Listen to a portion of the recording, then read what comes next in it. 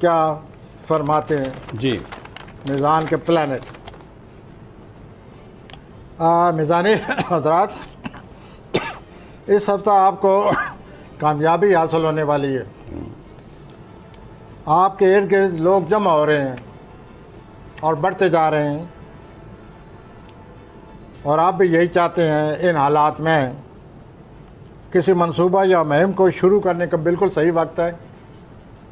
अल्लाह का नाम लेकर आगे बढ़ें, और 13 जुलाई को जो आपका रोमानवी तल्लक है वो बहुत ही अच्छा साबित होगा, और उसके साथ आप कई किसी नई जगह जाते नज़र आते हैं।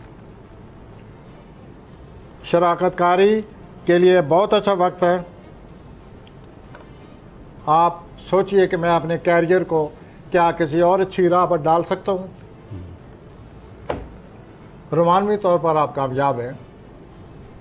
अब मैं आता हूँ।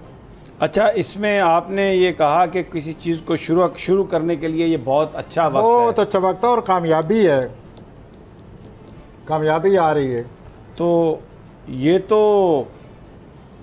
मेरे महबूब कायद इमरान खान का भी यही है, तो तहरीक शुरू हो सकती है। इसका मतलब आप ये कहना चाह रहे हैं? हमने जो प्लानट है वो बयान करने होते हैं। अगर ये आपके महबूब के प्लानट हैं या पाकिस्तान के अवाम के महबूब के प्लानट हैं, तो ये कामयाबी प्लान तो कामयाबी का मैसेज दे रहे हैं।